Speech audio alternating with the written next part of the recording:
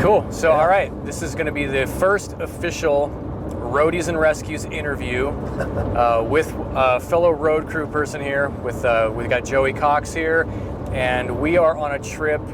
Yesterday, Roadies and Rescues brought 18 dogs from the Central Valley of California up into Oregon. 17 of them got unloaded and are being taken to different rescue organizations, or were taken to different rescue organizations in Oregon yesterday. I had one dog, one really sweet German Shepherd by the name of Duke, who was being fostered in the Sacramento area, and Duke is now on his way one step closer to his forever home, and we're heading up to an area of near Sequim, Washington. Sequim, I think. Sequim. Oh, is that how it's pronounced? I was corrected yesterday. By, okay, so Sequim, Sequim, Washington. So there you go. You learn something new every day. It's like pronouncing Malinois, or Illinois. It's one of those really weird spellings. Yeah. Not perfectly phonetic or whatever on the pronunciation. So anyhow, so we've got a dog in the back here, laying down. You can't quite see him in the camera view. And we're taking him to his next stop. And so we wanted to talk about being roadies and being people who've worked in the concert industry and the touring industry. And so Joey, tell us who you are, and tell us where you started out in the world of audio and everything that you've done, and how we met about a month ago. Yeah. I guess I started my audio career in where I was from in southeastern Ohio. I grew up in a little town called Little Hocking, and across the Ohio River there was a recording studio called Sweet Song Productions, and I started, I guess, interning there, learning how audio works and stuff there in 2006, I believe, and then worked there for a couple years, then moved to Charleston, South Carolina, and got a gig at another studio. And while I was there, I met a band called Stoplight Observations, and they came in to record their first demo, and I just hit it off with them, and they asked if I could run sound for them for their CD release show, and I just started kind of getting the live sound thing at that point, and so I mixed them, and then started touring with them. About a year later, we recorded and released another record called Radiation, and we did a tour kind of across the country. We did 14 dates in 28 days, and that was when I really caught the touring bug, and just I was with those dudes until about 2016, until I moved to Portland. And with working for them, I got introduced to a couple other venues in Charleston, and was a house tech at a venue called the Music Farm for a few years, and then when I came out to Portland, kind of started over in the audio world again, and ended up meeting a homie of mine named Jason Fair, and he was touring with an artist named Beth Hart at the time, and he brought me on touring with her as a backline tech, and she's taken me all over the world, and we did 9 weeks this summer in Europe, and I've been with her for the last 4 years. Cool. And then I guess at the beginning of November, Stoplight, they were on a tour and came out to the West Coast, and I hopped in the van with them for about a week, and then we came through Bottom of the Hill, and that's where we met, and you told me about Roadies and Rescues, and it was just such a incredible thing that you got going on, and I just wanted to help out however I could, if you were coming up through here. I'm super glad to be here. I've had lots of conversations with people, when we don't get a lot of touring engineers at Bottom of the Hill, just because it's that size of venue where, if a band is selling out, the 300 cap rooms or whatever, then maybe they've got a tour budget enough to where they're considering hiring a TM / front of house / van driver or whatever. But a lot of bands, they're still coming through. They're just rolling on their own, and maybe they've got a merch person or something. Mm-hmm. But I've had a lot of conversations with people, and a lot of people have expressed interest in it, and I've been universally, like the reaction, everybody's like, man, that's super cool. That's like a really rad thing to do. Yeah. You know, because of the pandemic and when we were shut down and we couldn't work and stuff. But you're the first person though that had so much enthusiasm for it, and I really want to make sure that this is like on camera and talk about this, because it was funny. I went to we were talking about, I said, hey, I'm gonna come up there. I got a trip. I'm taking like a bunch of like around 20 dogs up to Oregon in a couple weeks. And I was texting you about it, and I was like, one of those dogs needs to go through to Washington. So if we could meet up, like I'll keep the dog overnight in the hotel room, and then, you know, if we could, we'll jump in your car, and then we'll go and we'll finish the drive together. We'll shoot this interview and everything, and talk about your career and all the stuff you've done, and talk about your dog and everything, and like you being such an animal lover and a dog person and stuff, and.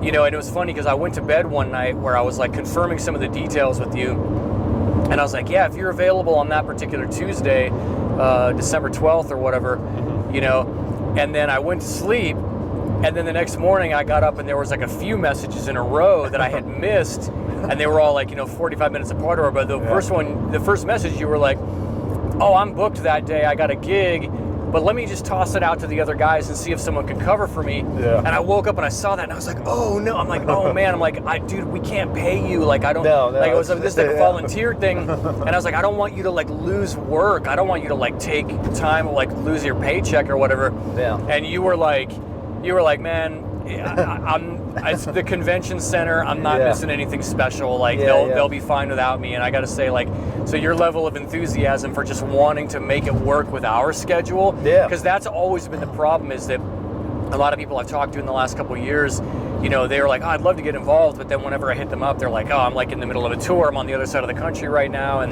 people are always moving around. And I just, you know, so I really want to say, like, how grateful I am that like you took the time out of your schedule to like literally like step away from an actual gig that you already had booked. Yeah. I mean, it's, I don't know. Like dogs are the shit, man. They rule.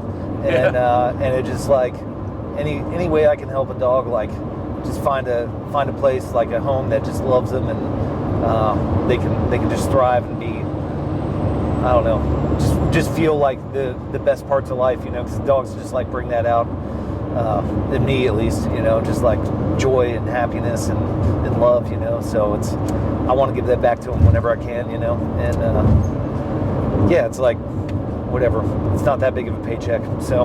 Yeah. No, I'm the same way too. There's been a lot of times where, you know, in the last couple of years where somebody asked me to do like a transport or something. There was one probably about like less than a year ago, or maybe about a year ago, where a transport that was arranged to go from Modesto to Bend, Oregon, and it was like 9 or 10 dogs that had to be out of the shelter by a certain date. They were all euthanasia listed, and if they didn't get out of there on a certain day, and I think the transport was happening on a Wednesday or something, or no, the transport originally was happening on a Monday. Yeah.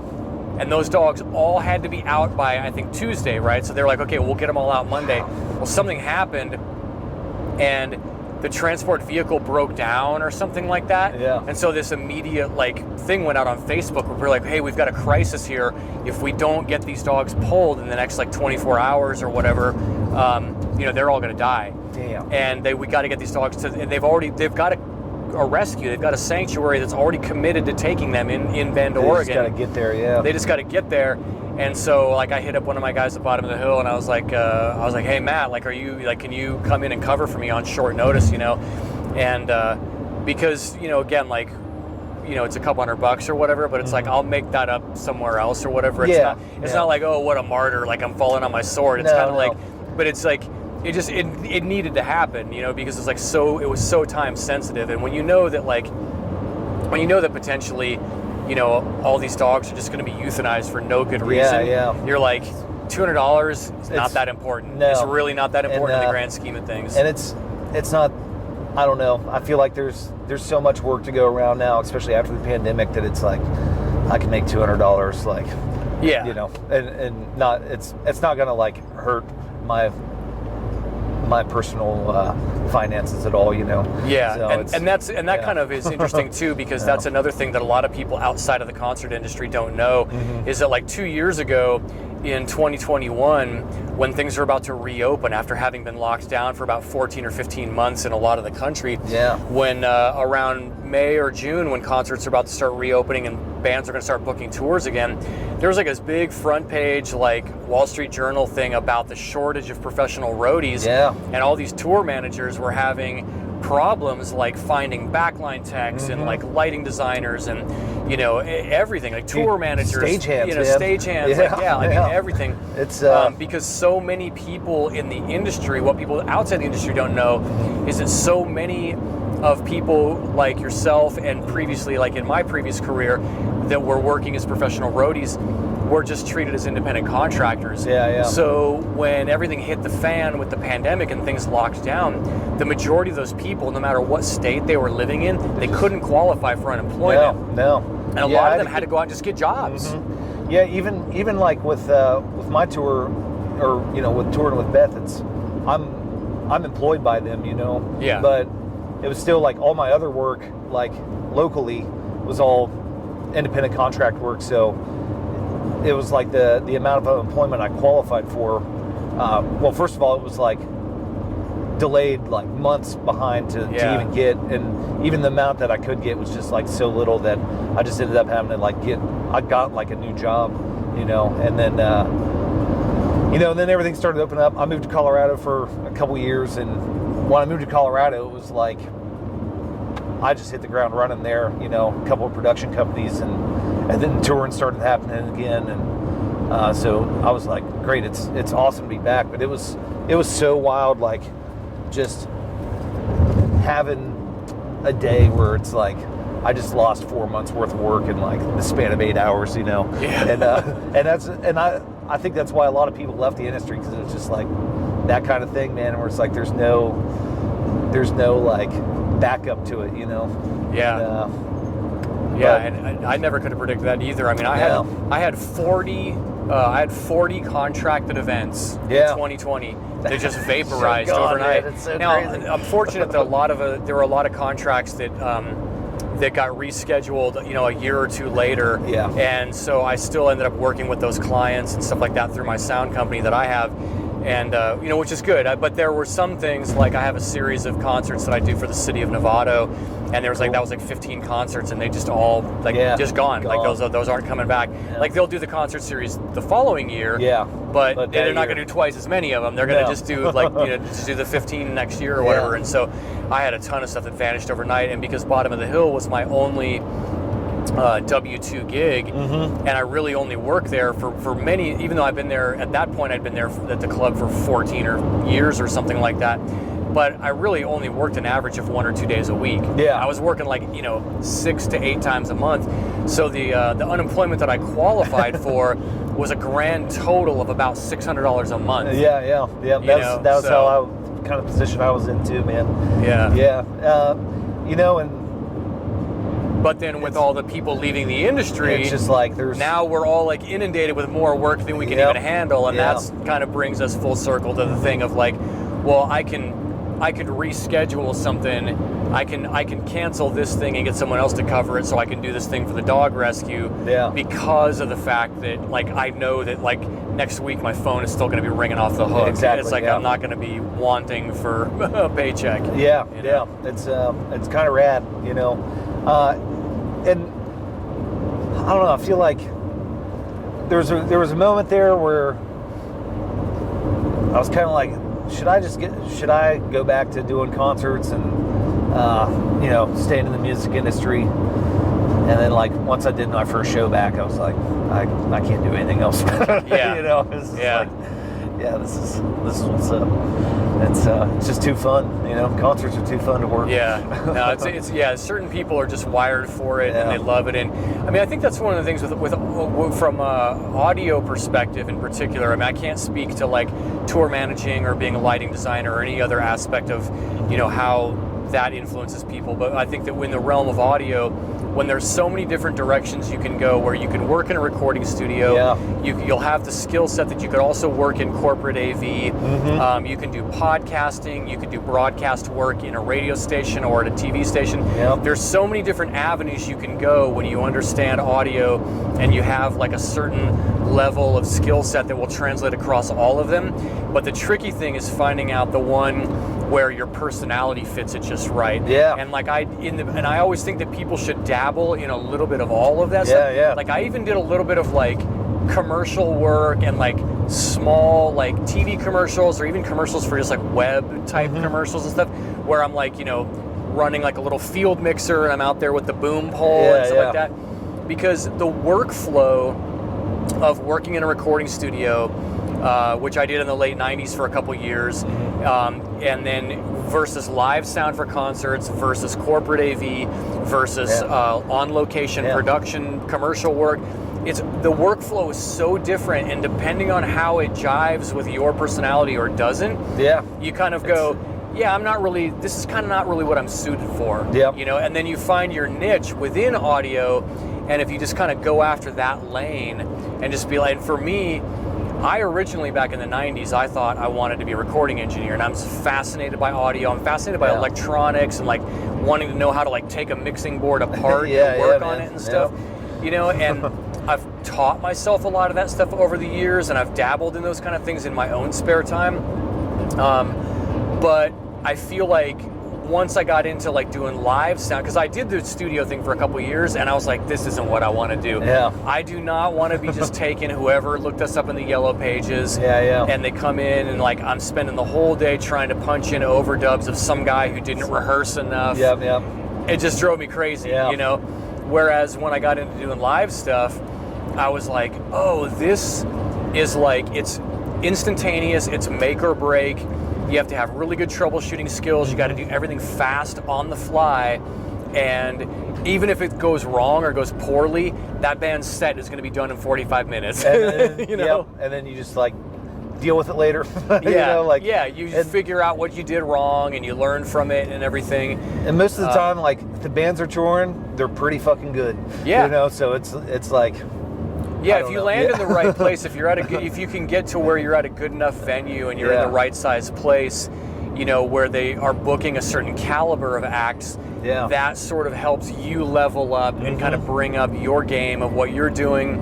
And but if you don't have, like what we were talking about earlier before we were on camera, like if you don't have the right set of soft skills and if you don't understand like psychology of dealing with performers and event planners and all of these people, if you don't have the soft skills to deal with that in a delicate manner when things are like, you know, stressful or getting tricky, you're gonna get stuck relegated at these like lower levels of the industry where it's always going to be frustrating because you're always dealing with amateurs. You know? There's no budgets. It's just like, there's always a time crunch. It's not planned out well. Everybody in every department is cutting corners all the time in a way that like is just compromising everything, and it's super unsatisfying and totally and frustrating, you know.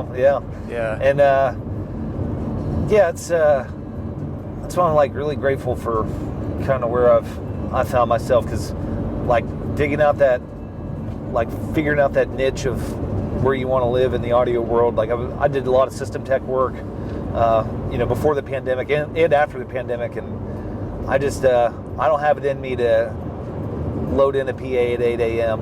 and then take it out at midnight or 1. And you said some of that was with Carlson up here in Washington? Carlson, which honestly working for Carlson was awesome. Working for production companies, it's fun. It's like you get to see really cool shows, you get to learn a lot, but it's like just not what I'm passionate about. You know what I mean? Like I like mixing, you know, whether that's in the studio or live.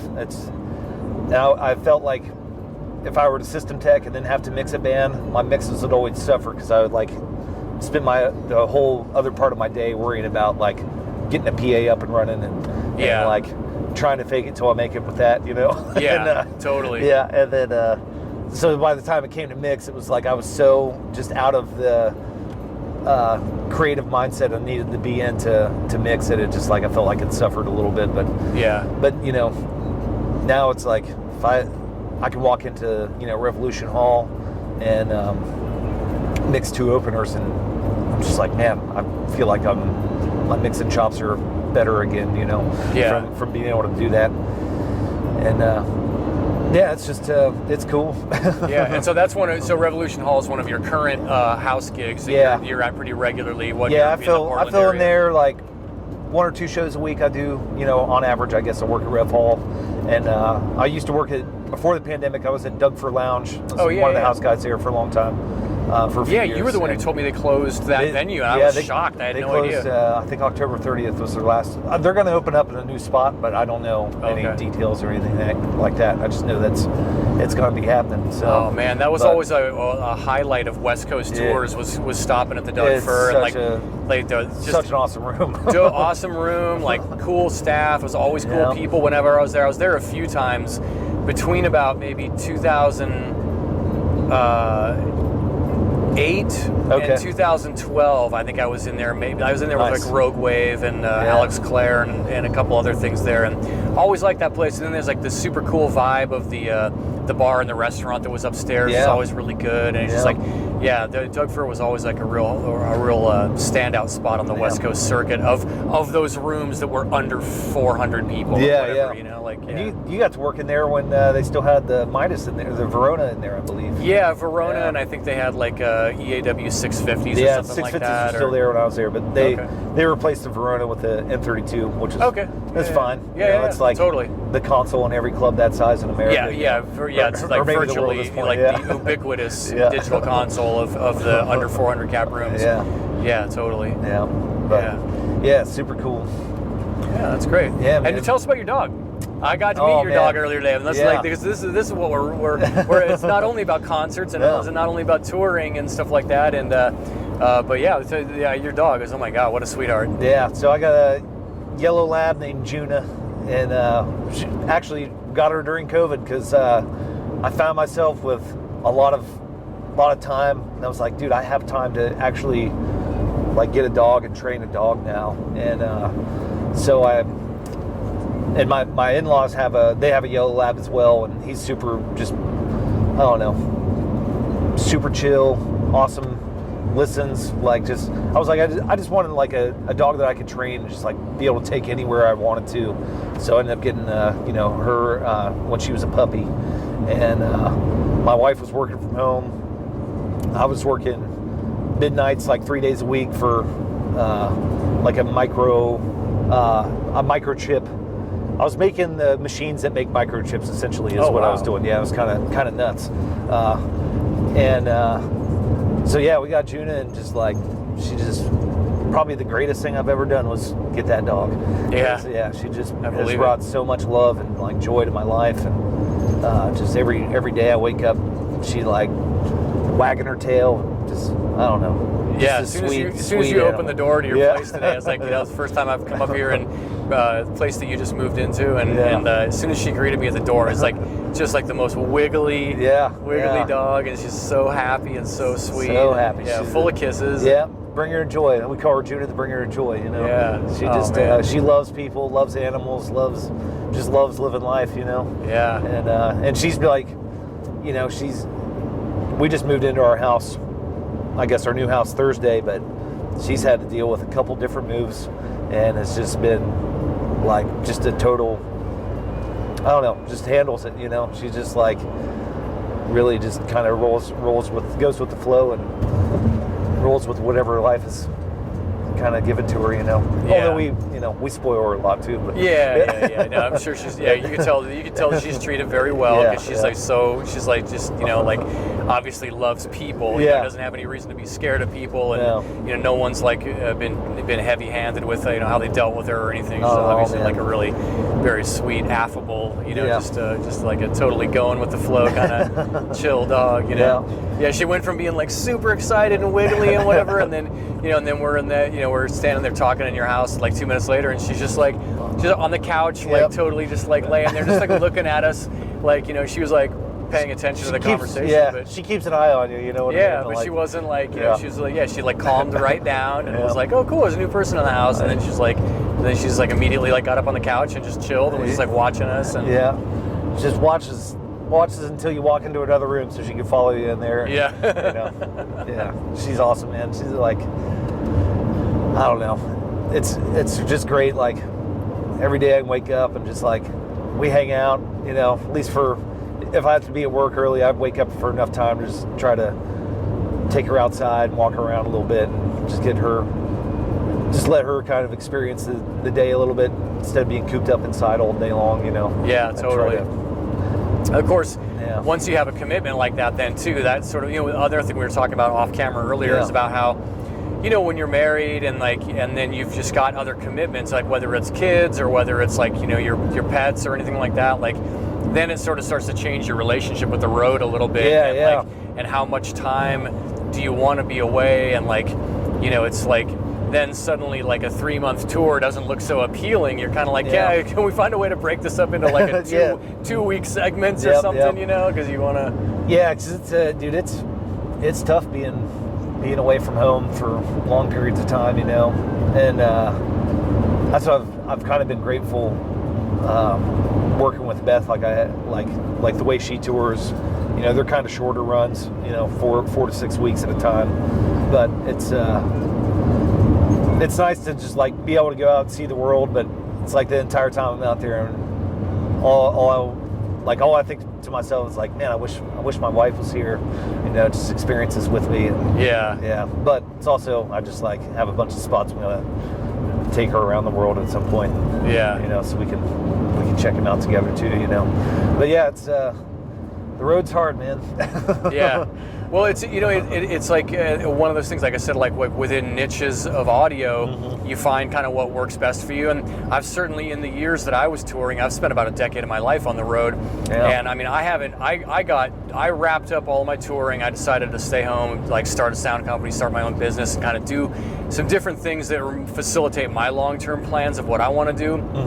And so I kind of, at the end of 2012, it was like, okay, going into 2013, this is going to be a really hard adjustment of like staying home and like not being, because it's like all of a sudden my identity was like up in the air of like, oh, it's this person who was like on the road all the time, and I was touring a lot, and I was getting more and more successful and like working with bigger bands, and I wasn't pulling like double or triple duty anymore. I was just a front of house guy.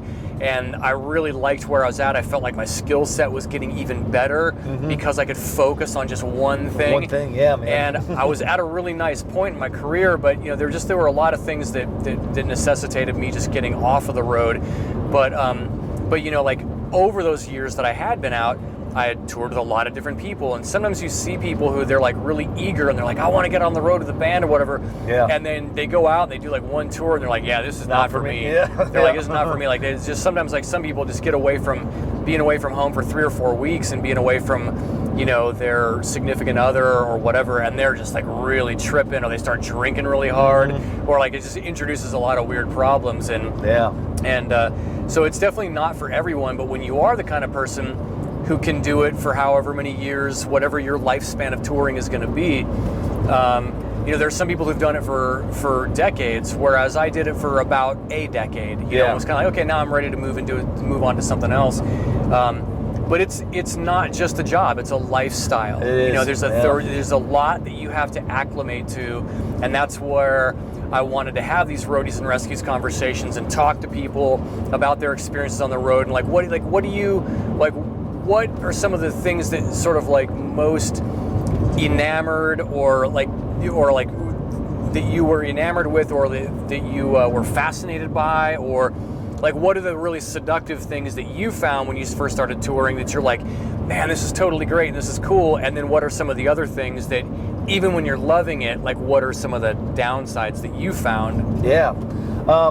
Well, I think the hardest part about not being on the road is like being at home is just like I have this like I think it's just from like when I was growing up, my parents would take us like on camping trips, and like every Thanksgiving and Christmas and spring break we'd always go like either to my grandma's in South Carolina. It was always some kind of trip, and I find myself just like I'm always antsy to just like get out and go explore, and that's like what really drew me to touring was like, dude, I can make money and see see America.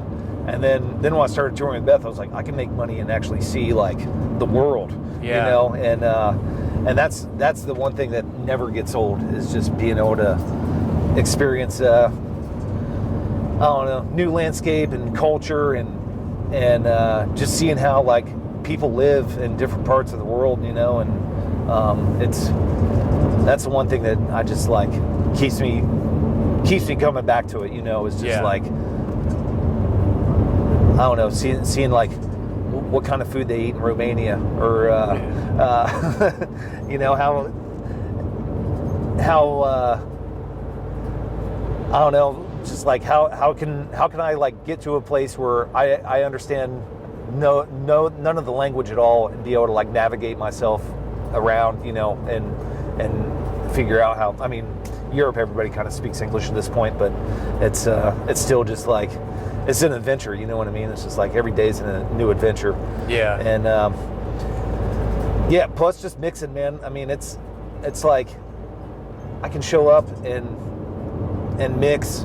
I mix in-ears for Beth, and it's just so satisfying just to be able to like put your ears in and just like hear just like an incredible performer every night, and also just being like, it's almost like listening to a record every night, you know what I mean? Like, just be able to make that happen is just really, really awesome. Well, and so for the viewers too, let's differentiate what you're talking about when you're talking about doing the ears for Beth, like, because, you know, a lot of times, you know, when people go into like a small club or a bar or whatever, and they see like a band playing off in the corner, and there might be like, they might see somebody with like a little mixer or whatever doing their thing.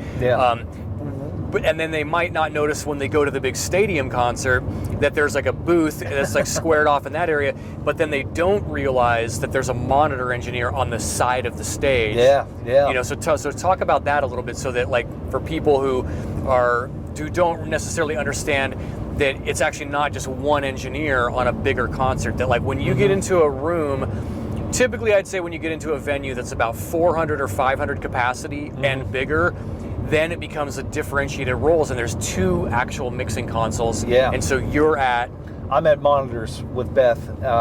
With Stoplight Observations, I did front of house, and if we were lucky enough to be in a venue that had a monitor to do it as well, you know, I would mix just front of house, but a lot of times it's monitors from front of house too. But essentially, you have your monitor engineer that's off to the side of the stage, and all your mics that are plugged into that are miking up the instruments, and they're plugged into what they call a split, which splits the signal, and then you get your front of house engineer has that signal to be able to do whatever he needs to do to manipulate the audio to make it sound great for the audience. And then on stage, off to the side of the stage, will be your monitor engineer, who the band, whether they might have wedges in front of them or ears, every single member of the band wants their what they're hearing to sound different from everybody else on stage. So you have to, as a monitor engineer, you're, you know, sometimes looking at, I don't know, if the band's big, like a really big band, 10 plus mixes, you know. And but, you know, average I'd say is like 4 or 5 on average is, you know, what you're dealing with there. But yeah, you just whatever the artist needs on stage, you just turn it up for them or turn it down, and just so they're happy and can perform it. Because I think especially the monitor engineer is so important, man, because if they're not vibing on stage, it's going to translate to, you know, them not being able to lose themselves in the music like they would if it is just like how they want it and like how they can feel it, and then it translates so much more out front, and they'll feed off of just like being able to lose themselves and then feed off the audience, you know, feeling that energy back, and it just like makes this whole magical experience of like, you know, of just seeing a concert, like a really, really good show. You know? Well, and that's the beauty of being when you're working at the level that you're working at, where you're in these larger venues, where you've got your own console, where you can control all those individualized mixes for the different musicians on the stage. You've leveled everything up on the entire production in such a way that it facilitates or enables the band to take their performance to another level. Exactly. And when you're doing it at a smaller scale and you've just got one mixing board and one person and you have to try and control their monitor mixes and the audience mix, you have to compromise how you equalize things, and there's a lot of there's a lot of compromises to be made, and it's never quite ideal. No. And so that's so it's a good position to be at where you're further differentiated. You're now doing an even smaller specialty of concert sound, and again, that's one of those personality things where when you might be a person who says, I've tried production audio, I've tried recording studio, I've tried broadcast, and then I landed in concerts, and I love the vibe and everything about doing concerts, but then you can still land in front of house for the audience mix, or you can land in monitors. I'm the opposite way. I've turned down so many monitor gigs over the years when people were like desperate and offering me a lot of money, and I was just like, I'm like not good at it. It doesn't for my workflow and the way that my mind works and the number of things that I'm capable of paying attention to, I feel like my real strength as an audio engineer is just doing the front of house mix, being on the side of stage, and like I'm constantly looking at every person, every performer, looking for any kind of subtle hand signal, like does that person need more or less of this? Is there feedback? To me, it's so nerve-wracking. I can't do it. Whereas I know other people who, they're like, if they're given the choice, they're like, I love doing monitors. I love being on stage next to the band, taking care of them. To them, it's a much more intimate experience with the band and the people that you tour with that you care about. And where the people who have that personality set, they feel detached from it all. Being at the front of house booth, to me, the energy I feed off of is if I know I'm doing my job really well at front of house, I get a certain thing from the audience around me. And so I'm detached from the band, but I'm more connected to the people standing closest to me and the whole audience and how they're responding to the performance and how I'm translating the performance. But dude, monitors are like, it freaks me out. It stresses me out, and I'm just like, So I love doing both. Like I love mixing monitors just because it's like it really makes you pay attention to a show. And with the in-ears, man, it's like you are feeding a mix directly to their brain. You know what I mean? It's like it doesn't get very much more intimate than that. And it's like it's really special when the band's feeling it and you're feeling it, and but at the same time, like what you're saying. All right, so we just lost some of our audio. We weren't really paying attention, and I think the battery died. So all of this is a total crapshoot, by the way. I should probably take this. I should take what I'm saying right now and make this the beginning part of the video, so that everyone knows that like we've never done this before. We literally have like a 10-year-old Canon flip cam just sitting on the dash. With my G2 15-year-old wireless lav mics here, Sennheiser's, interfacing straight into the camera. So we don't know how any of this is going to turn out. But and you know what? If nothing works out, we'll do another one of these on another trip up here, because the primary, most important thing here is that we connected over the Roadies and Rescues mission, and that we're dog lovers, or just animal lovers in general. Because Roadies and Rescues, even though like 95% or more of what we do is transportation for rescue dogs that need to get relocated, I've traveled with goats, chickens, roosters, pigs. cats, pigs, pet pigs. Nice. Okay. Yeah, like 300-pound pet pigs. Wow. All kinds of stuff. So, so continuing our conversation, we were talking about that when you're doing monitors and you're working from the side of stage, it's a very different vibe. It's a different feeling from, like when you're at front of house, your energy that you draw as an engineer is like, I'm picking it up off of, well, two things. One, if I feel like I'm doing good work, if I know that I'm representing the band well and making them sound great, and there's a certain energy that you can feel from the audience as well if they're responding to not only the great performance of the band, but you know that your sound, like there's a sort of a very intuitive thing. You have to know that it's like an exponential thing that just like when the band is killing it and then you have a good mix on top of that, it's just like it's a synchronous what's the word I'm looking for? I'm forgetting, but synergistic. It's a synergy that it's like where the sum is greater than the parts. Totally. And and you can feel it, and so you're sort of like in the front of house booth when you're just controlling the audience mix. You're feeling most of that come back via the audience, whereas when you're doing monitors, you know, it's you're more disconnected from the audience and you're more honed in on the performers and knowing that the mixes that you're creating on the different parts of the stage that the performers are listening to each their own mix, and that's enabling them to play even better. And it's powerful, man. It's just super, I don't know, intimate and just like fun.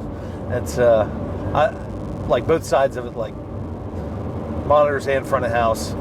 I feel like if they're both going great, like whichever side of the job I'm doing, you know, I get the same like satisfaction out of it, you know.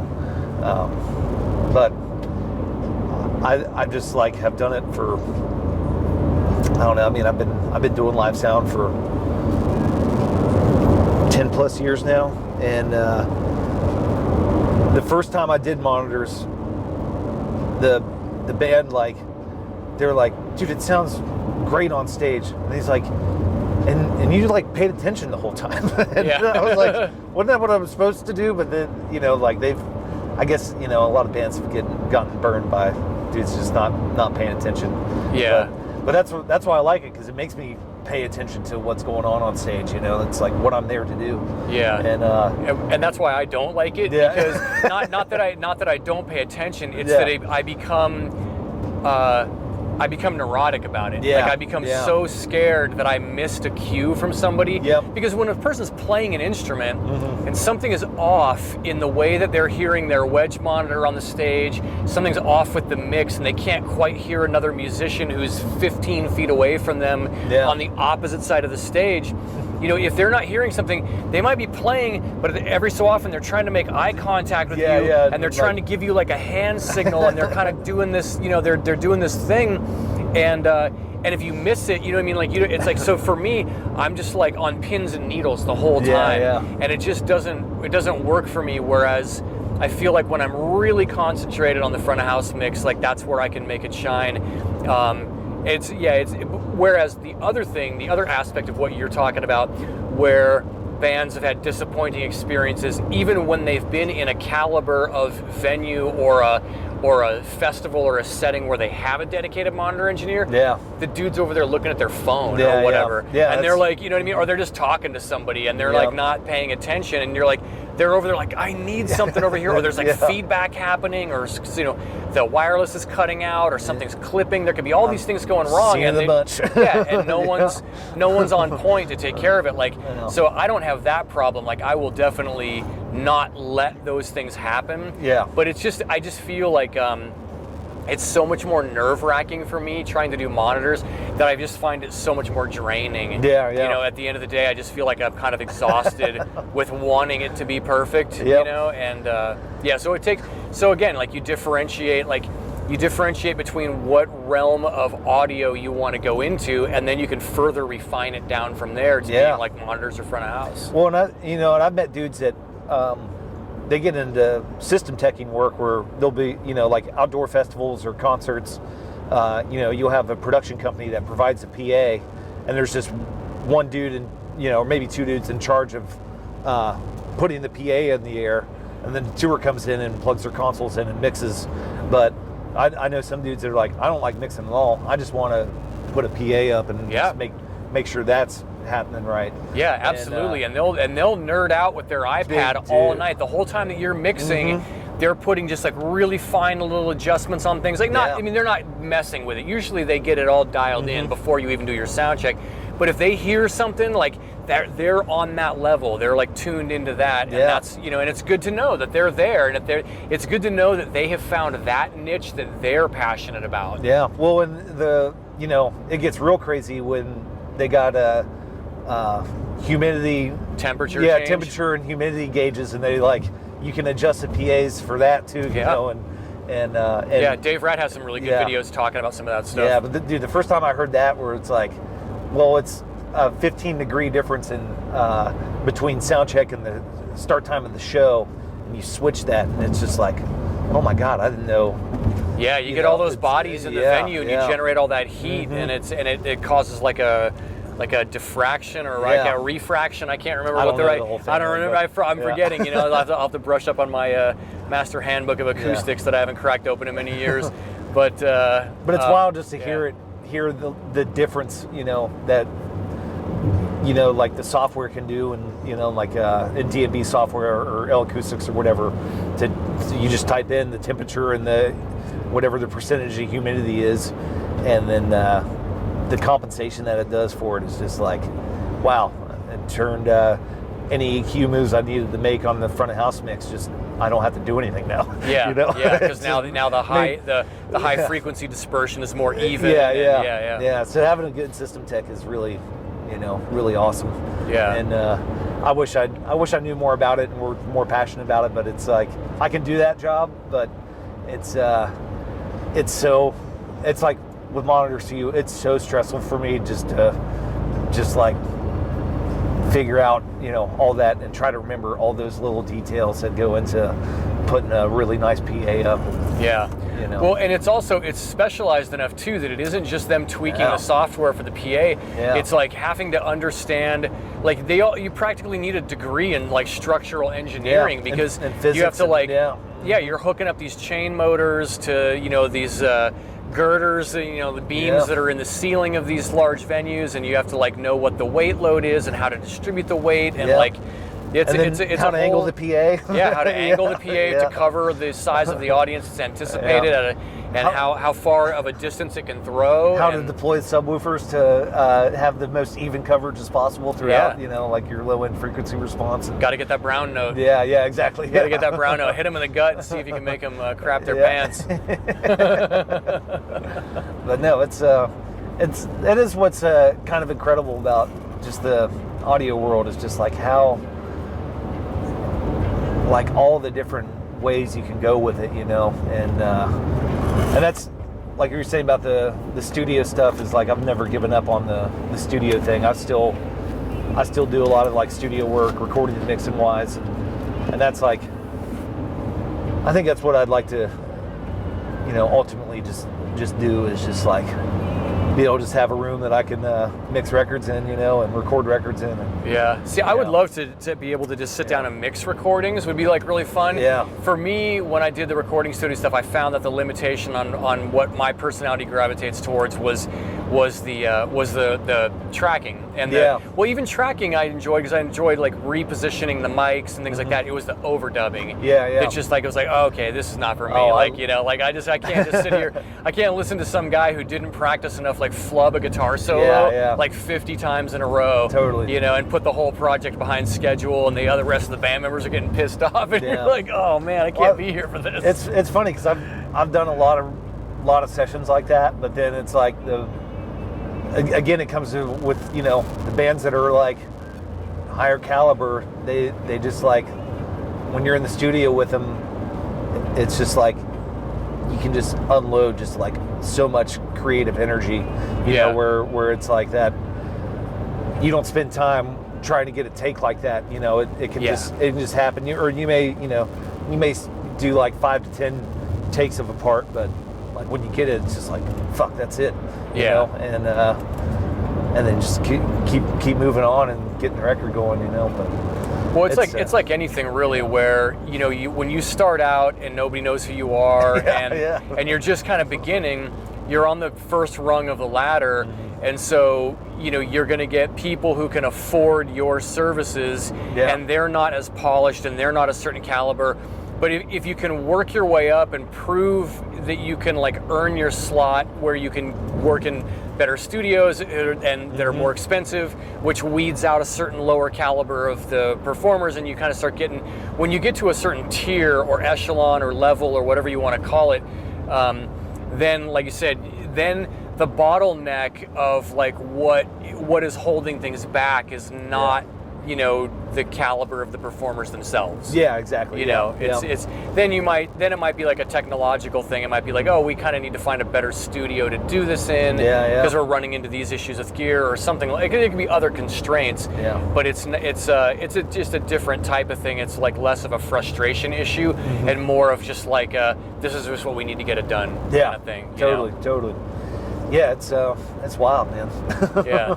Yeah, I've just had so many just like wild times, and just like creatively, just in all aspects of it, like front of house or monitors, or in the studio or mixing or tracking or whatever. That's why it's just like can't give it up, because it's just the feeling you get when you I don't know, make something awesome like that. It's just like you got to keep going back to it, I guess. It becomes like an addictive behavior, But I mean, better than like bad addictions. Totally. It's definitely it's a positive thing. To know that you're helping people have like a great experience attending a concert or whatever that's a really good feeling, and it's a great way to that's a thing to look forward to for sure. That's not the kind of addiction that's going to actually like hamper your life and make things. And actually, speaking of addictions, what I thought would be interesting about like having these conversations with Roadies and Rescues is, we put it into the context of like we've got this dog in the car with us, just going on this big adventure, getting one step closer to their forever home. And we're taking time away from our lives of doing what we are super passionate and addicted to, of like wanting to be the best sound engineers that we can possibly be, and wanting to provide for our clients and our audiences and everything. And but there's a lot of what I wanted these conversations to sort of elucidate is that there's a lot of stereotypes and even some stigmas about people who are professional roadies and people who tour for a living. First of all, putting aside how many people confuse the words roadie with groupie, which is super weird, because they're like, hilarious. You tell people, I've been a professional roadie for like the last 10 years, and they're like, oh my God, you're like, what? And they're like, wait, what do you think I'm talking about? And they're like, aren't groupies the ones that like sleep with the band? And you're like, wait, hold on, like let's just start this conversation over. Here's what a roadie does, like road crew professionals, whatever. But there is a stigma about partying and drug use and drinking and all this kind of stuff that's like associated with the concert industry. And like, what has been in the real world? Like, what has been your experience with that? And like, where do you draw lines on that kind of stuff? And like, what do you think is appropriate or acceptable? I'm kind of curious, just like your opinions and your experiences with that stuff. I mean, it's fun. Partying's fun, but it's like, I'm almost 40, so it's like not as enticing anymore, I guess. You know what I mean? And like with most bands, I find like almost everybody smokes weed, or everybody I know, I guess. A lot of people I work with, smoke grass, but it hasn't really been. I've been fortunate enough to not have to like deal with a lot of that in my world. You know what I mean? As far as like the negative aspects of like the partying and drinking and drugs and that kind of thing.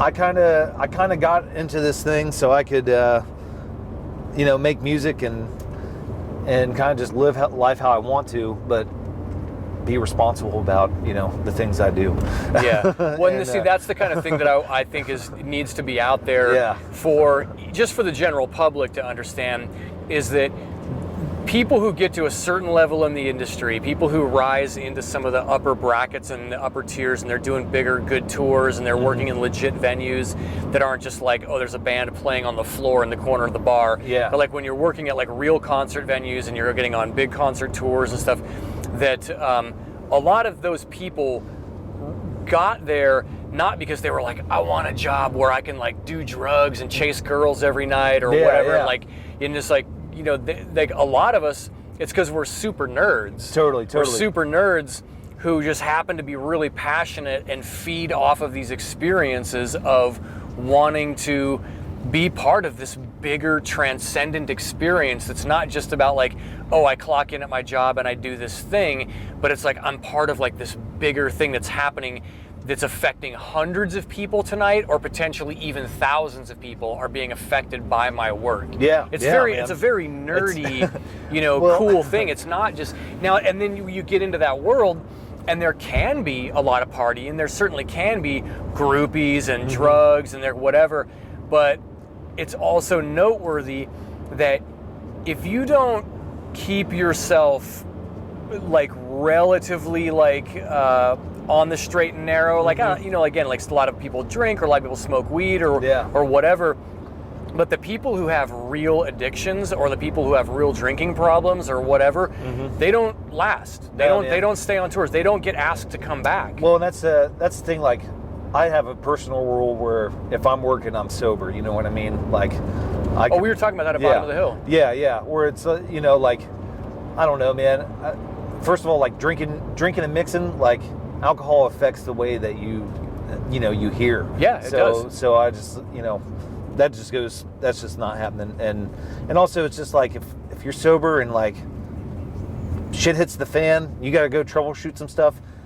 You don't have to like try to fumble through your mind about how to fix something, you know, like it's like you can, if the quicker your recall can be with the knowledge that you know, the better, you know? Yeah. And so I like to drink a beer after the show, but well, there's also the appearances and there's the liability issue of it too, which is that if something does go wrong, and then people might, now it may genuinely not even be like our fault that something went wrong, but if someone's like, you know, I did notice he had been drinking before the show, or whatever. Then it's like, suddenly it's like it's all suspect. And it's weird. And then there's, you know, I mean, and then as an owner of a sound company, even as small as my company is, I still have to have a liability insurance policy. Totally. And I still have to have a workers' comp insurance policy. So for me, it's like I'm looking at it like, man, if people are drinking or smoking weed on the job or whatever, that's a potential liability issue, because if something goes wrung, that event planner or that client that hired me or whatever, if they can point to that, it could be a lawsuit. Totally. It could be, you know, there could be real problems there. But yeah, I think a lot of people, you know, they and I'm sure there would be, and I'm sure there are still people who are drawn to the concert industry because they think, oh man, it's going to be like party all the time or whatever. Yeah. And it's like, well, yeah, you'll do that one time, and then you'll find that people just aren't really calling you back. Like, totally. Like, you know, for me being more like, I mean, I was like really, really pretty hardcore into the straight edge thing when I was younger. Yeah, gotcha. And so when I first started touring with bands, it was cool if they wanted to drink or if they wanted to party after a show. That's cool because they always knew that I could drive the van. I could get us safely to the hotel, or if we had to pull an overnighter, I could drive all night because I was stone cold sober. Cool. So it was actually like a selling point to be not doing anything on the road. You know? Yeah, and you know, like, dude, when you're traveling and partying every night, that shit catches up to you too, like really quickly. You know, where it's, I don't know, like waking up hungover every day is not a very fun way to live. Yeah. You know, it's pretty brutal. And it's just like it wears on you way quicker, you know, and not that it's like looked down or frowned upon to, you know, have a good time, but I feel like there's a thing in between, like when you're on the road, it's like it's time to work and then it's time to party. Yeah. And when the truck door closes, then it's time to party. Yeah. you know, or if I got a day off, then it's time to, you know, maybe not even on a day off because I got to work the next day. So it's, yeah. Well, and then in the modern environment too of the last, you know, like 15 to 20 years, there's a lot of legacy acts, like really big legacy acts where they will only hire sober crews because the artists themselves might be in AA or they might be in NA or something like that. I mean, you hear, so, you know, I won't like name names or whatever, but like you hear about like people in famous legacy bands who are sober now who, they have their own tour bus and they bring their family on tour with them, but they're either bringing a sobriety coach on tour with them. Or every day before they go to the venue to sound check, they're hitting up AA meetings in every town that they go to. And so they want to know, like I've had management companies talk to me before about saying like, well, so-and-so is only going to hire people that they know don't drink because they don't even want to see it. They don't want to be around it. Well, that's Beth is, you know, she struggled with that kind of stuff. And we don't, no booze on the bus, nothing like that, man. That's, you know, and that's actually like me being a person that's like likes to have a beer every now and then and like, you know, or a couple beers every now and then. It just puts you in check, you know what I mean? Like it makes you like when you sit down and you're like, oh yeah, I guess I don't really need a beer today. You know? It kind of it sort of like helps you sort of assess your own situation because, you know, it's funny. I've done. I was doing a wedding job through my sound company one time, and ended up in the middle of a really weird situation where somebody from the catering team that was working this dinner for this wedding was caught. Like I was doing something, and they said, "Hey, would you mind going over to the bar and just grabbing a beer for me or whatever?" And I was like, "Oh," and I was like totally new to doing this stuff, and I was kind of like not really like, you know, didn't think anything of it. And I was like, "Oh yeah, I'll be back in a minute or whatever." And I went over and I asked for, and I was a vendor as well. I'm the audio vendor, and the bartender was like, "Yeah, but aren't you a vendor?" And I was like, "Oh, it's not for me. It's for so and so." And the guy was like, "Wait a minute. Who asked you for that?" And I was like, "Oh, you know, so-and-so over, this person that's, you know, back working behind the scenes over in the tent over there, whatever." And they were like, "Hold on a second." And they brought the planner out and they brought the head of the catering company. And this was a person who'd had complaints about drinking on the job before. I got you. That person got fired right then and there because they were trying to get me to I didn't know that I was essentially like sneaking them a beer. And they got fired and then they left and they're like screaming and cussing at the people, and it was like this weird, and I was like, well, what did I just walk into the middle of? And I was like a very naive moment on my part, and I learned an important lesson though. But that's one of those things where you're like, well, you're just being told you can't drink for the next 5 or 6 hours. And if you're that, it's like, and you shouldn't be like screaming and cut. Like that person obviously is in a bad place. In their life, they're in a bad place where they need help, and they don't realize that, like, man, they couldn't even go it's like, you know, 7:30 in the evening, and they couldn't even go one evening without like trying to sneak a beer behind the tent. It's like, oh man, that's bad. And I feel for them, man, because it's like that stuff can get your claws in you. And I've been fortunate enough where I've not had that like. That happened to me, you know, like knock on wood. But yeah, it's when you see it, it's just like I really feel for them, and just I don't know, would just want people to just like live the best they can, you know. Absolutely. No, I definitely felt bad for them for sure because when I saw their reaction to them getting canned and everything. And I like seeing their reaction was so overboard that I was like, oh man, that person really, that person's got a problem. They don't even, they're so deep in it, they can't see what a problem this is. And now they're fired. They like just lost their job. It's like, oh man. It sucks, man. It's like really, a bad downward spiral. But yeah, there's a little bit of what people can do on the road that's acceptable and it's okay. You know, because it's rock and roll, or even if it's not rock and roll music, is it? You know, there's other genres, whatever. There's certain things that people can do, but I think there's about 90% less of it going on than what the general public thinks is actually going on. I think it's only about 1/10 of what people really think is actually happening. Yeah, and I think too, maybe back in like the 70s and 80s, it was way more like widespread and crazy. And even in the 90s, you know, like a couple people I've worked with that are, I guess, maybe 10 or 20 years older than me, told me stories about like concert production back in the day, and I was like, how did you guys survive? You know what I mean?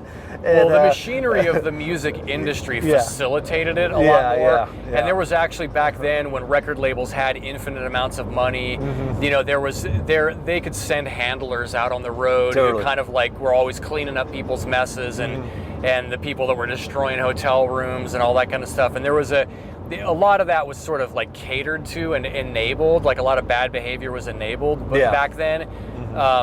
Whereas that kind of an infrastructure of the music industry doesn't really exist anymore, and no one's gonna be there to like wipe your ass for you. You know what I mean? And like clean up your messes and stuff. Yeah. So it's definitely a different era. You know, I'd say like post 2000, like in the digital music world, where people are no longer selling CDs and vinyl, and like the money has, in a lot of ways, dried up. There's a lot less room for effing around on the road. Well, it's and it's just like I don't know if the stakes are higher, but I think people just like have kind of realized like maybe a night of just like getting crazy isn't worth like, I don't know, canceling a tour or anything like you know what I mean, like or having anything like that go down. I don't know, maybe not, I don't know, but it's just for me personally, it's like if I'm working, I'm sober, man. You know? Respect. It's just that's just how I operate, you know. I learned that like kind of early on in the studios, like working in the studios. Like I remember the time that it happened. I was assisting on a session, and we were all smoking weed, and I just got too high to function, man. I was like, I can't. I felt bad, you know, that I was like, man, I am just too far gone to keep going anymore, and that was when I was like, you know, I'm just gonna try to keep it sober. I'm working from now on. Well, at least at least you had two things were intact there. Is that one, you had the self-awareness to realize that this is not cool. You know, like I'm disappointing other people or whatever. I don't think I was disappointing anyone else. I was just for my own like. But the other thing is you have standards. Nature of control, and and you have standards. Exactly, like you want to be able to, like, you know, when you know the quality of work that you're capable of. Yeah, and you can't deliver it. And you can't deliver it, then you're like disappointed in yourself. Exactly. Yeah. You don't want other people to see you in a disappointing light and everything. And so it's like it's a combination of like self-awareness and high standards for yourself. And you kind of go, oh, okay, like, you know what, like learning experience, whatever, like at the end of the day, like no one died. It's like, you know, but you're like, but you know what, this is important because now I'm going to recalibrate, and like going forward, like I'm going to like kind of give myself some different rules because like I know how good I am at this, and like I want to deliver, and I want people you want people to have that a caliber of experience in your presence of knowing what you do. And totally. And so for some people, you know, the partying and the addictions and stuff can override that to where they need their experience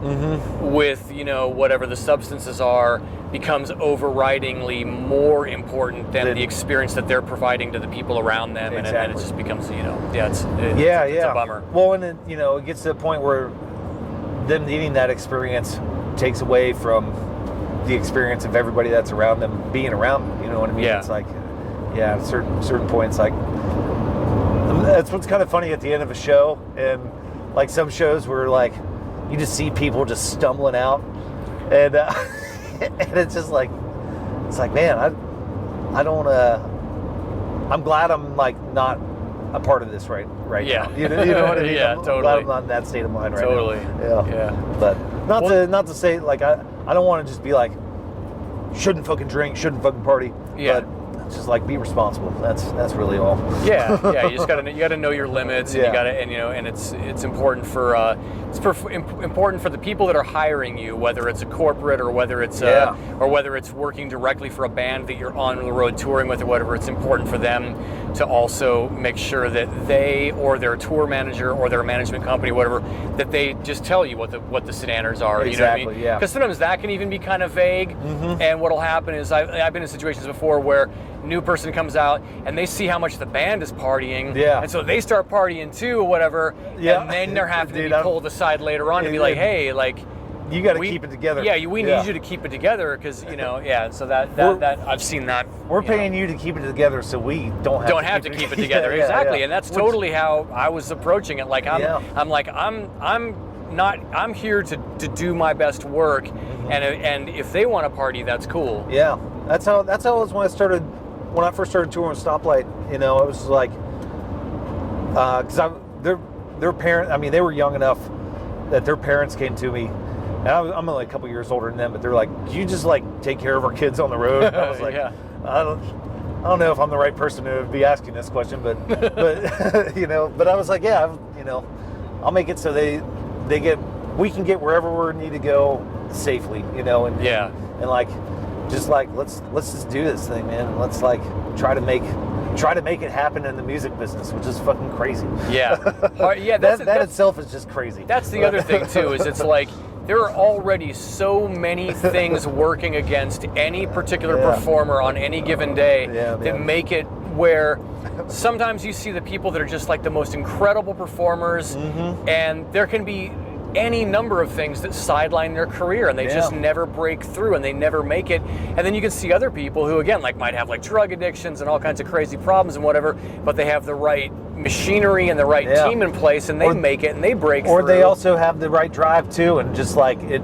can just like they can ride it for however long until the brakes fall off. You know what I mean? Like it's kind of wild. Yeah, but I've always looked at it as like there's enough obstacles against all of us that like if I'm going to go in there and be an asset to the people that hired me, then it's like that's how I want to view it. I want to be an asset to them, and I want to help them achieve their goals and their dreams and get the thing that they need to get. Absolutely. And because there's already enough other things that still might take them down. Yeah, it's just so much, man. It's the music business is so crazy. Yeah, it's really, really difficult to break through and get to each next successive level higher and higher and climb that ladder. It's formidable.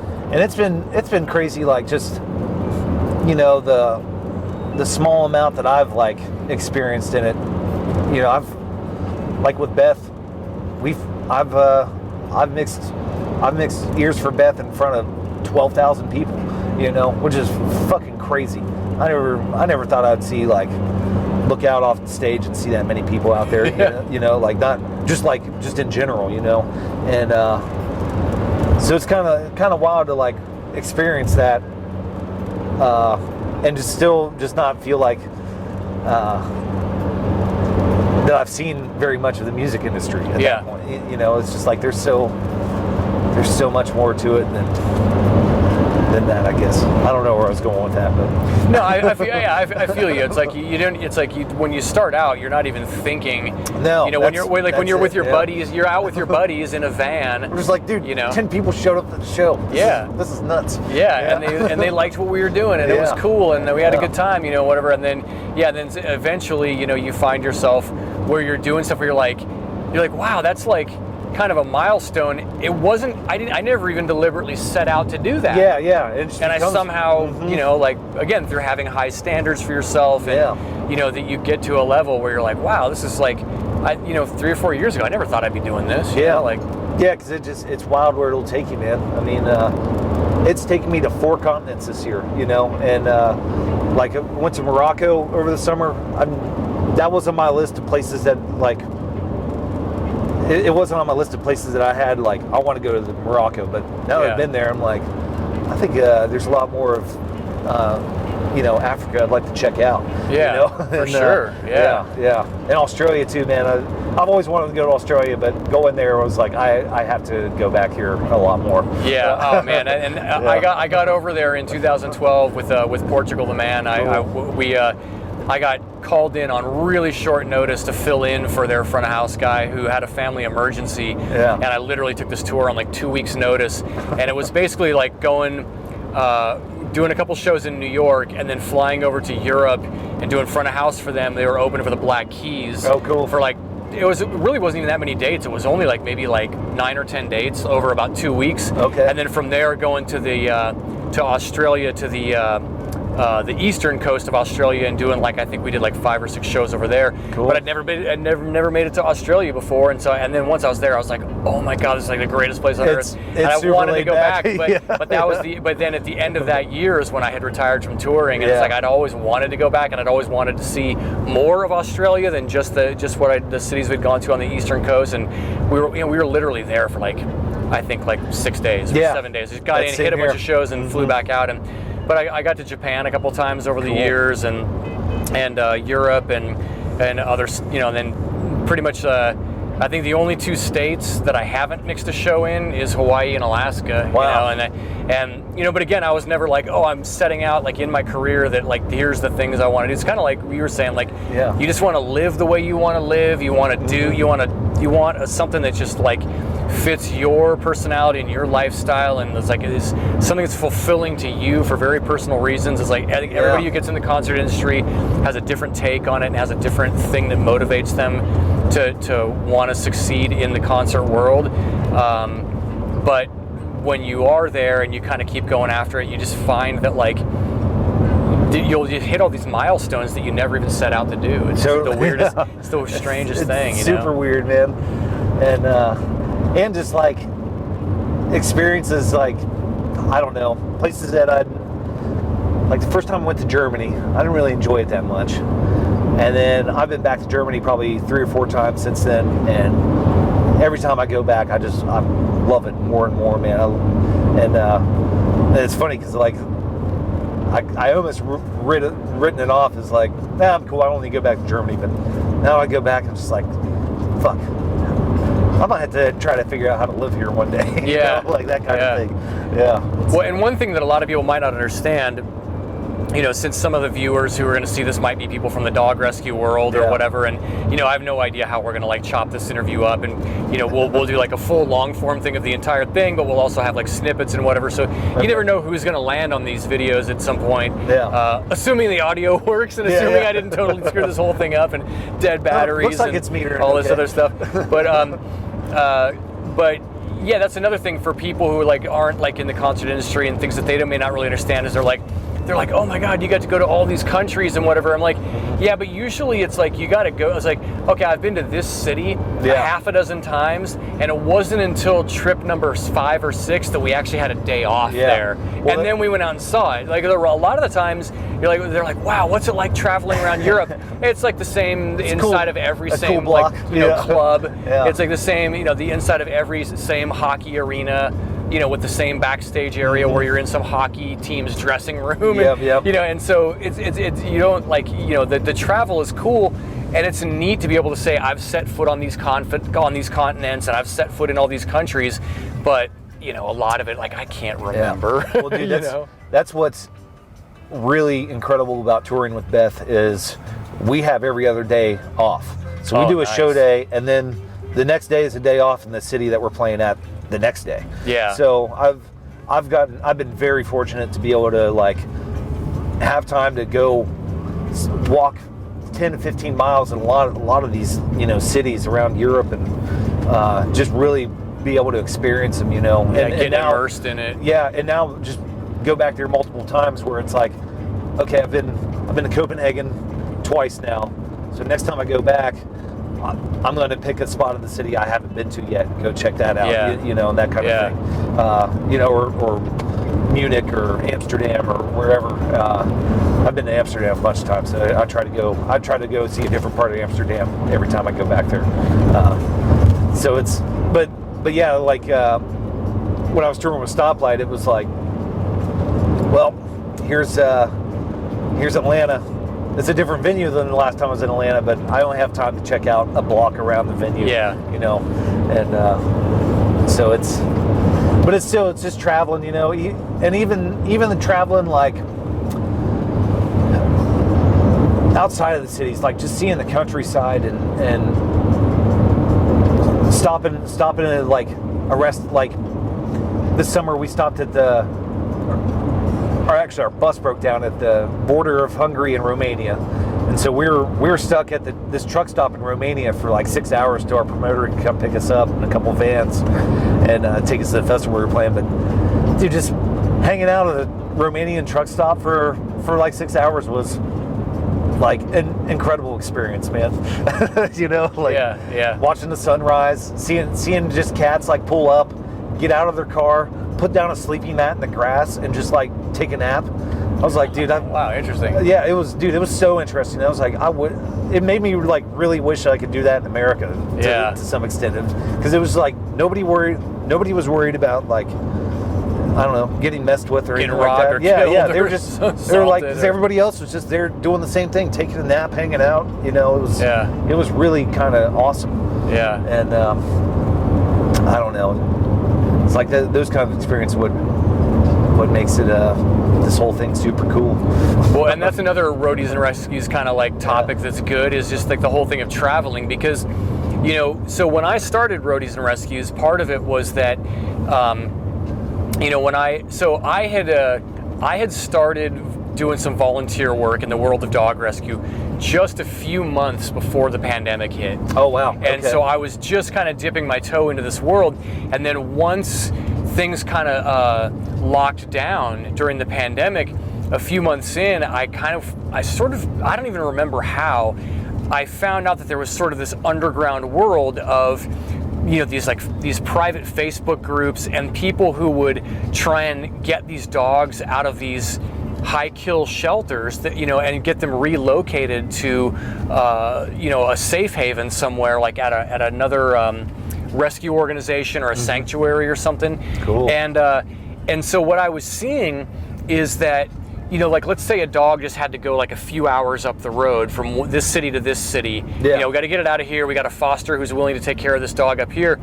And someone would say, well, I can pick up the dog in Modesto, and I can take the dog to somebody in Stockton. And somebody else on the thread would say, okay, well, I can come an hour later and pick up the dog from you in Stockton and move it to Sacramento. And it was like this fireman's brigade of handing off these dogs just to go like, you know, like 200 miles or whatever, and it would take all day, and it would involve like 8 people or something. And I was like, man, I spent a decade of my life driving vans or riding on buses or flying to gigs and spending all day in airports. I was like, to me, I was like, a normal day is waking up in Kansas City and driving 9 hours to get to Denver and then putting on a concert. So, and I'm like, I'm unemployed. I got 2 vans sitting empty in the driveway.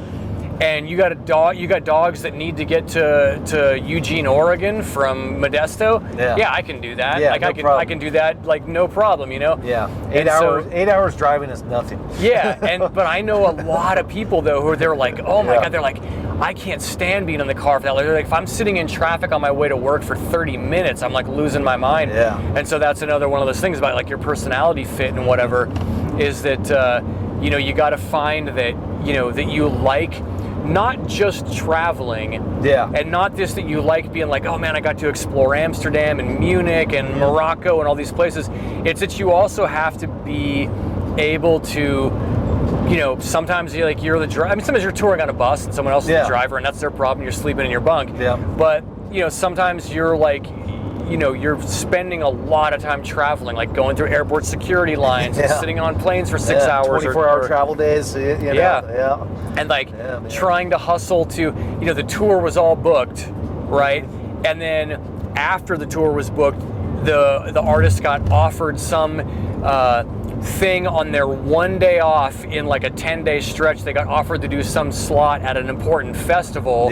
So now when you're done with that club gig, You're going to drive like 13 hours overnight to try and make it to sound check. And like, so there's all these crazy things come up, and like, you got to be able to be, and the van breaks down in the middle of that drive. And you're like waiting, and you're like changing a tire in the snow or whatever. Like, those are the things that happen, and you have to be able to roll with the punches on that kind of stuff. And that's where, again, the Roadies and Rescues idea was, let's get people who are already acclimated to spending long stretches on the road and try and recruit them and get them involved and say, hey, we got animals all over the country that we can save their lives if we can just get them from point A to point B, and if we can do it by a certain date.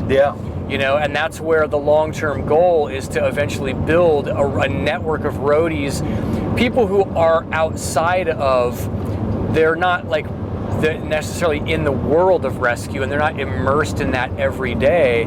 But they can step in those situations and say, okay, like, cool, I can do that.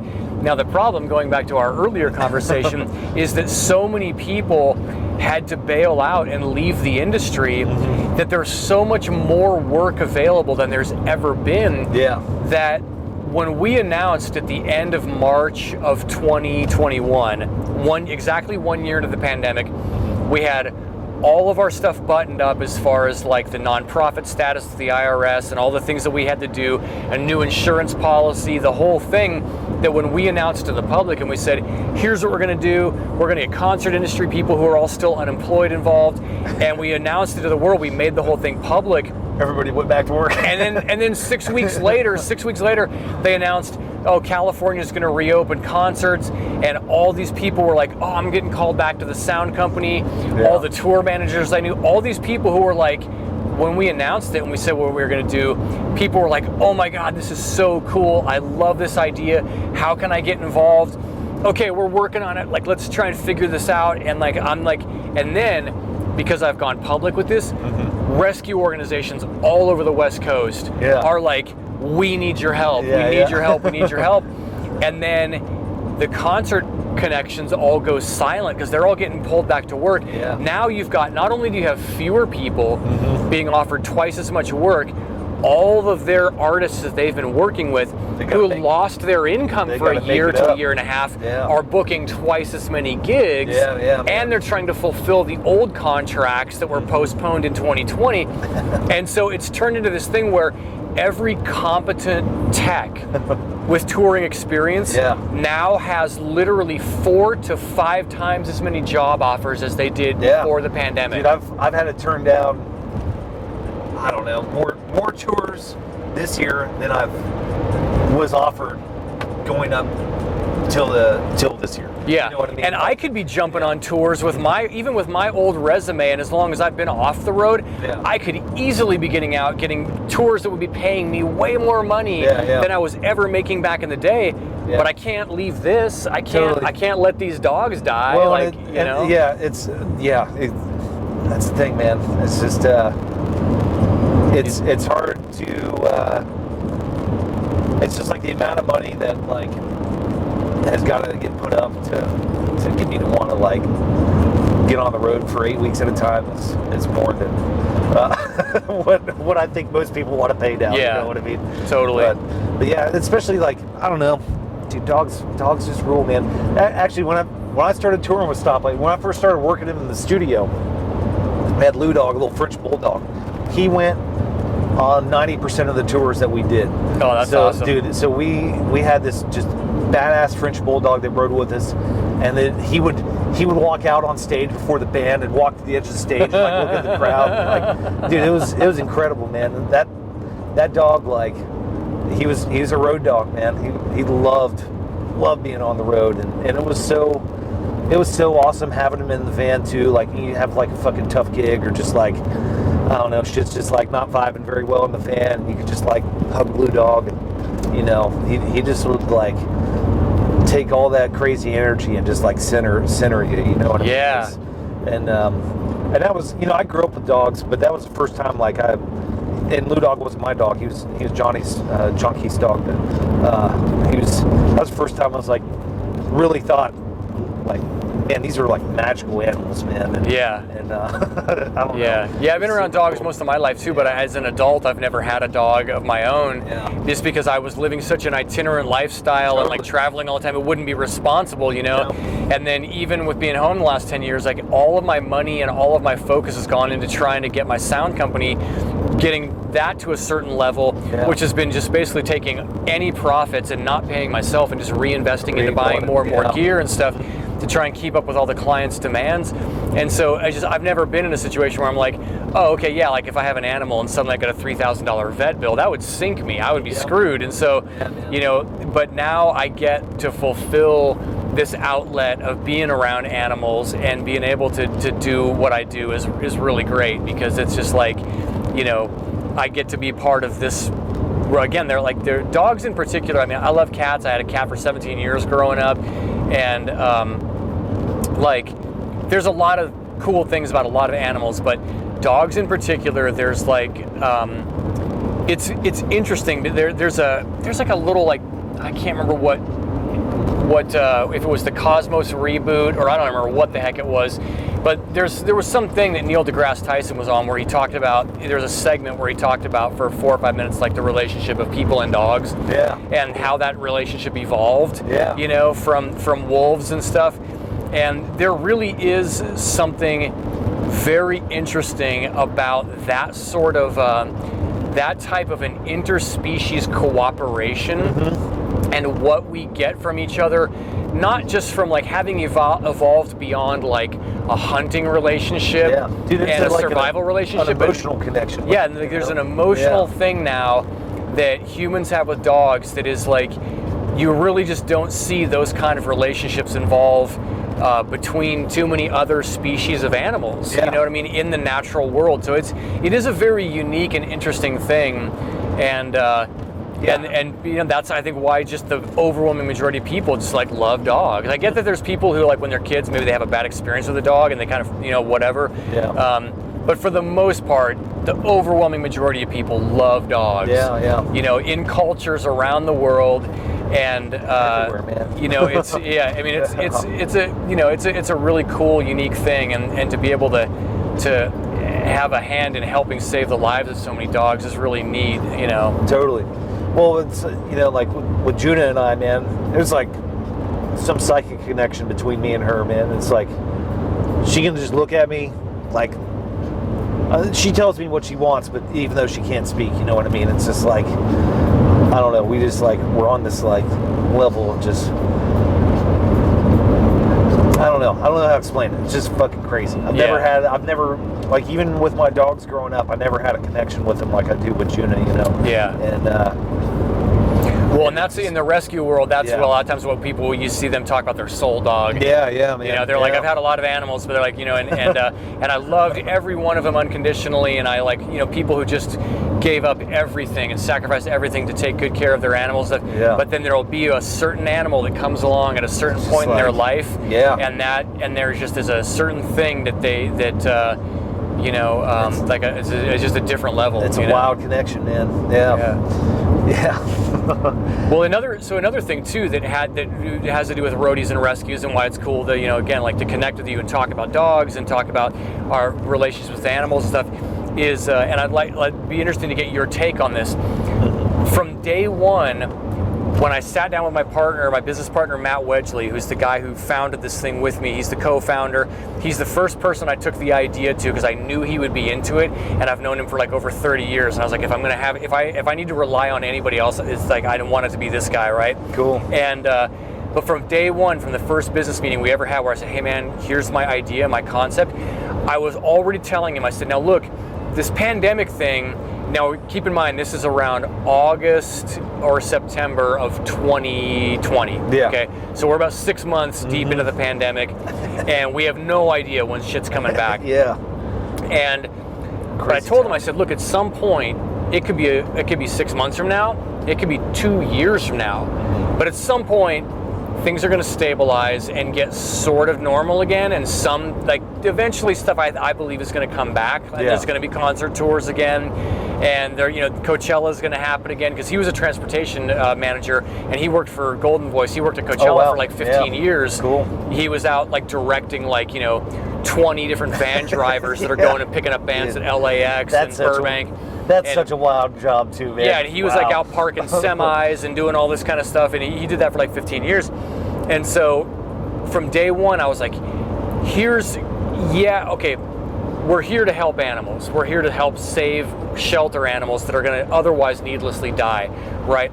But when the concert industry comes back, of course I didn't anticipate the shortage of people. Yeah. But I thought when the concert industry comes back, we're still going to have people coming to us wanting to volunteer, wanting to be part of this, because post-tour depression is a real thing. Totally, man. That messes a lot of people up real bad. And if you know that you're coming home for 6 weeks and you're going to kind of hit that wall where you need time to like decompress, and you're like, do I get back on the schedule at my venue gig, or do I go back and like try and pick up some work with my local stagehand union? Like, what am I going to do? Do I get off the road? Yeah, do I get off the road? Man, and you're stressed about money. Crazy, because like for the last 8 weeks you've been on salary, and now all of a sudden you're like, okay, now I got to like, am I just going to like stretch this out for, Yeah, because I don't want to take work while I'm home. I need time to like straighten my head out after everything. And like, so that's a thing that really, again, like the average person who doesn't work in the touring industry wouldn't know that post-tour depression is a thing that really hammers a lot of people. And so my thing was, this is still going to be valuable, because if you come home and you know that every time you come home for 4, 5, 6 weeks or whatever, that you're going to be kind of having sort of like a hard time, the reality is you're going to have this to look forward to. Yeah. You're going to have this really magical, fulfilling thing. It won't solve all your problems, and it won't fix your financial stresses and whatever else, but man, it is the best feeling for your heart and soul. Exactly, yeah. So we just got to our destination, and we're going to unpack our boy here, and then we're going to resume this conversation. So cool.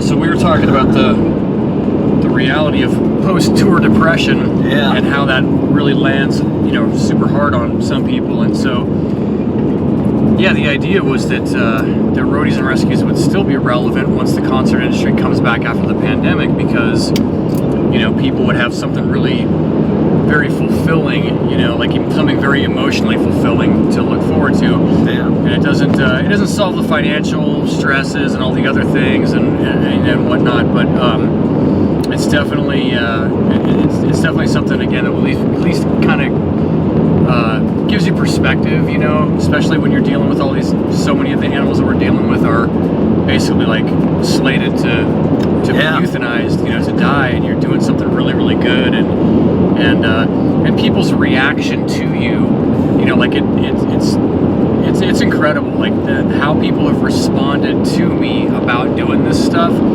has been really, really it's been really heartwarming and really encouraging, because just a lot of people have just been so kind and so supportive, and just really behind the whole idea. I mean, we just like dropped Duke off to his forever home, like, and that. Minnie was so happy. Yeah, she was thrilled to be having that dog be part of her family, and I didn't realize. I thought he was just going to a foster.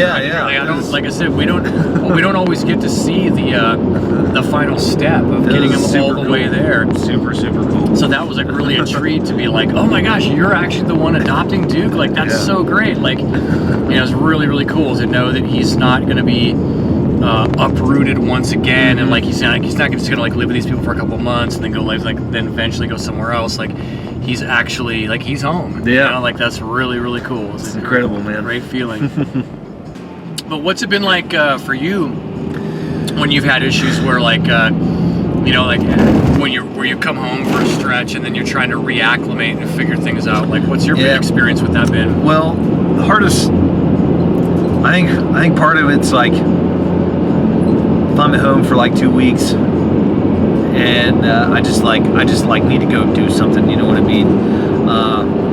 But aside from that, like getting back and then like having to take like a couple days, I've learned not to go right back to work. Like I usually try to take a week off, but in that week I just like have to kind of navigate just my relationships with all the people that I have, you know, at home again, and like reconnect with them in a way. You know, it's that's like way more difficult than I thought it was ever going to be.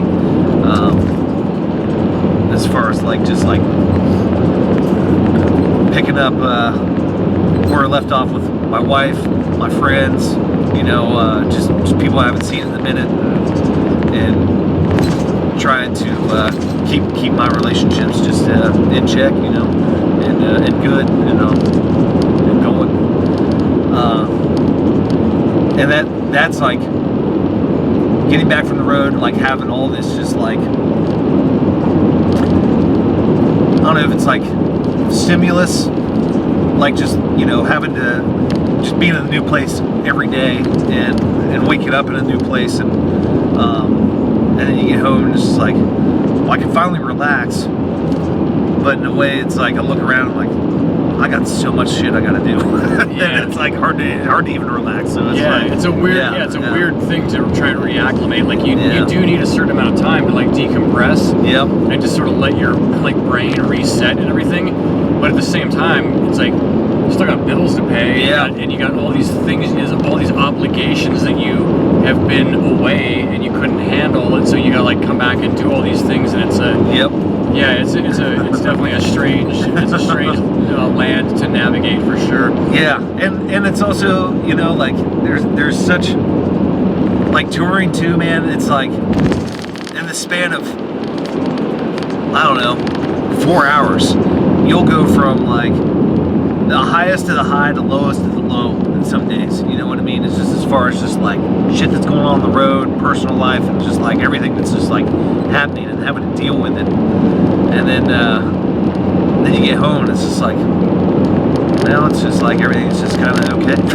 You know, and it's in a way it's like you miss that excitement a little bit of just like, I don't know, it's crazy energy that's flying around all the time. Yeah, there's an intensity to it that it can be detrimental at times, but it also can become a little bit addictive, because it's like sometimes you just feel like you're like it's an us versus them kind of thing. Totally. It's like you're out there with these people traveling around, and you're kind of like you feel like you're taking on the world. And it's an interesting thing. Well, and like the last show of the tour, after you get like everything packed up and everybody's on the bus, and just like you just feel this just like, holy shit, you did it, you know? And it's just like this wild energy that's like